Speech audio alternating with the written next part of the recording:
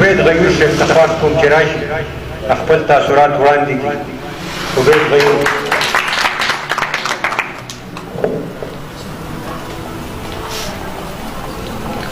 بسم الله الرحمن الرحیم. شروع کوم د الله تعالی د برکتونو او بیا شکریا ادا کوم د فضل معبود ضیا سے او محمد علی شهاب سے چې دومره خپل پروګرام یې را جوړ کړی دی او هغه بشیر محمد مینوش واقعي خبره ده چې مونږ ټول د شیر محمد مینوش د شخصیت نه خبره ځکه یو چې هغه په دې سیمه باندې چې څنګه پکار نو هغه شانتي شهرت مونږ ورنکړې شو دا زمونږه ګټه کمه نصیب ده. پکار مداو اقبال رومی د فارسی شاعر دی د غالب په خپله لکه مشهور دی د شکسپیر په انګلستان کې مشهور دی. نو دغه خلکو روایات او دغه خلکو د هغوی سره مینه وه چې هغوی له دومره شهرت ورکړو چې نن یې تمام عالمي نړۍ پېژني. زه به دلته صرف یو څو خبرې دا وکړم چې شیر محمد مینوش صاحب د علامه اقبال د شاعرۍ ولې منظوم ترجمه کوله، د شیرازي یې ولې نه کوله، د مولانا روم صاحب یې ولې نه کوله چې هم په فارسي کې شاعري کړې ده. دغه شانتي د هغه مونږه انګریزي مفکرینو ګورو چې هغې ډېرې زبردستې شاعرۍ کړې دي، هغه یې ولې نه کوله. که مونږه امراالقیس وګورو د عربۍ یو غټ شاعر دی، د هغې ولې نه کوله، د اقبال یې ولې کوله. نو زمونږ د پروفیسر صاحب دا خبره د ډاکټر منور خاشقي صاحب فرمایي چې علامه اقبال د خوب پیغمبر صلی الله علیه و وسلم نه بعد دویم داسې شخصیت دی چې هغه باندې په آل ور د ورلډ یعنې ټوله دنیا کې زیات کتابونه لیکلي شوي او زیات تحقیق شوي. او علامه اقبال دا صرف د فارسي او یا دا صرف د اردو غټ شاعر نه دی، بلکې دی دومره لوی شاعر دی چې د شعر په شان د شعر نه چا په انګلیش کې لیکلی دی، نه چا په عربۍ کې لیکلی دی، نه چا په فارسۍ کې لیکلی. او بله به دا خبره وکړم چې علامه اقبال شعرونه نه دي لیکلی بلکې هغه فیصلې لیکلی. او د هر مشهور شاعر چې هغه په یو علاقه باندې ژوند کوي او د هغه شاعري د هغه علاقې نه خورېږي، په عالمي نړۍ کې مشهورېږي، نو هغه به شعر نه لیکي بلکې هغه به فیصلې لیکي. او هغه شعرونه به بیا د مثال په طور باندې، د متل په طور باندې خلک په خپلو حجرو کې هم وایي، په جوماتونو کې به هم وایي، په خطبو کې به هم وایي، په تقریرونو کې به هم وایي. څه وخت داسې و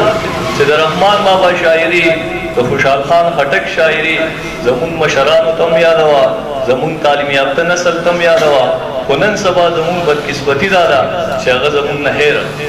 هېره ولې ده؟ څه وجه کېدی شي؟ مادي دنیا ده، هر سړی چې کوم دی نه هغه ماده پرست دی،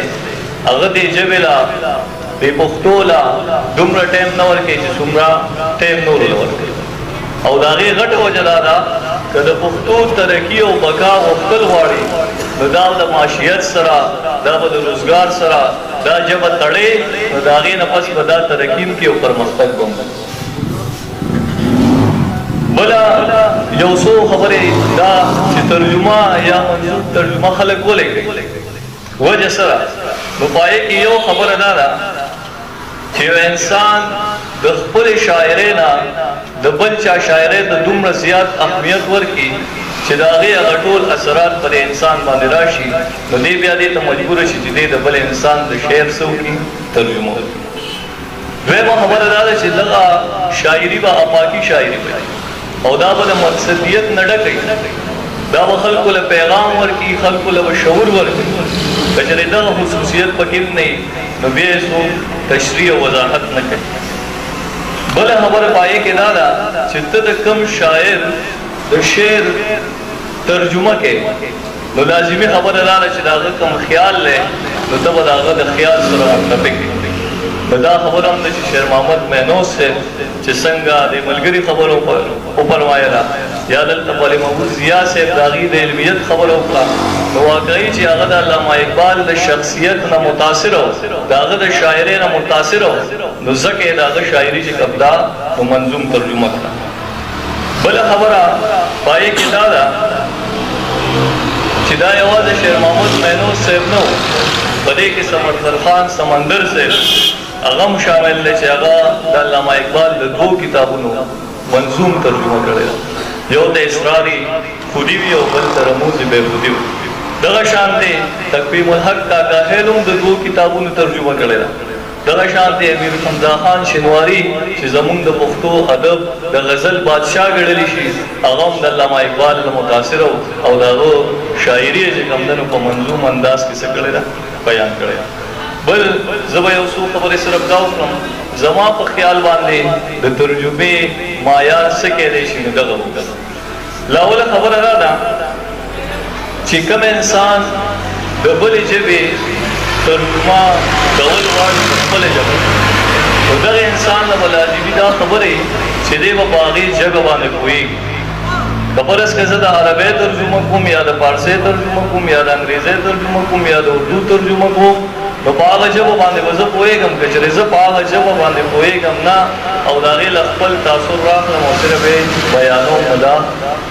د هغې صحیح ترجمه نه شي کېدی. دویمه خبره دا ده چې تاسو ته به معلومه وي چې کوم شعر مشهورېږي نو د ټولو نه اهمه ترجمه دا ده چې په کومه ژبه کې لیکلی شوي دی یا د علامه اقبال کوم شعرونه په اردو کې لیکلی شوي دي نو چې شیر محمد مینوس صاحب هغه داسې لیکلي چې یا په عوامو کې دومره مشهور شوي چې د اقبال د اردو شاعرونه چاته یاد دی. او بله خبره دا ده چې د ټولو نه ګران کار په ترجمه کې د قافیه او د ردیف دی. دا زیات میټر دی ځکه چې ژبې بدلی شي او چې ژبې بدلی شي الفاظ بدل شي نو دا به ته په هغه قافیه او ردیف کې بیا وې او په منظوم انداز کې به داسې وې چې خلکو ته دا پته لګي چې دا شعر دی نو دا ډېر زیات ګران کار. نو دا اول په شاعرۍ کې بیا آزاد نظم که مونږ والو یا مغرا نظم والو د هغې منظوم ترجمه ډېر اسانه ګرانه نه خو که چېرې بیا مونږ نظم والو پابند نظم هم والو نو د هغې منظوم ترجمه هم اسانه خو په نسبت د غزل ګران نسبت مطلب دا دی چې د غزل ترجمه چې ده نو دا بیا ډېره زیاته ګرانه ځکه چې د هغې په یو شعر کې شاعر یو څه وي په بل کې بل څه وي په بل کې بل څه نو بیا د هغې مطابق چې تو لفظونه راټولې نو دا ډېر زیات ګران کار. نو په دې قیام مشرق کې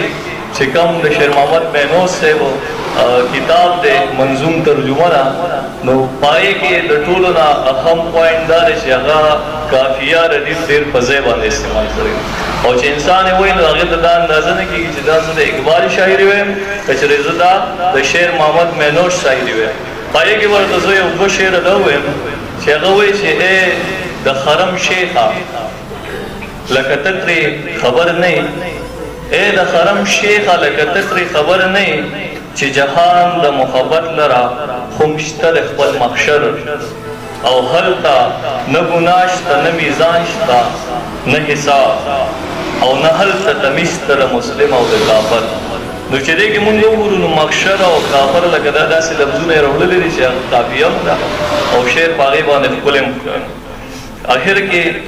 زه خپلې خبرې به په خپل منظوم کلام باندې ختم کړم چې د اردو عوامي شاعر دی حبیب جالب صاحب تاسو ټولو به یې نوم اورېدلي او ډېر کړاو او زیار یې د دې قوم د وطن دپاره او د دې مسلمانانو دپاره کړی دی نو د هغه یو کلام دی د هغې ما څه منظوم ترجمه کړی دی چې شعر دی داسې اختر صاحب وی دلته ګناه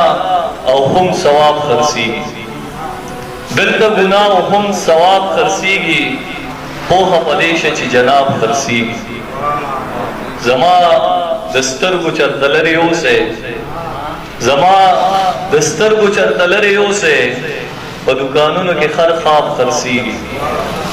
او مخکې به ټول غریبانان خرڅېدل مخ کې وټول غریبانان خرڅېدل اوس خو هر عزت معاب خرڅېږي ډېره مننه مخ کې وټول غریبانان خرڅېدل اوس خو هر عزت معاب خرڅېږي او د بې ضمیرو حکومت کې دلته د بې ضمیرو حکومت کې دلته ټولې عهدې او کوم خطاب خرڅېږي او شیخ واعظ وزیر او شاعر شیخ واعظ وزیر او شاعر دا ټول په جمع اوس جناب خرڅېږي او و زمانه د انقلاب د راتلو و زمانه د انقلاب د راتلو نن سبا هر یو انقلاب خرڅېږي او د زړه خبرې دي دروغ خبیبه د زړه خبرې دي دروغ خبیبه اوس خو زړګې خانه خراب خرڅېږي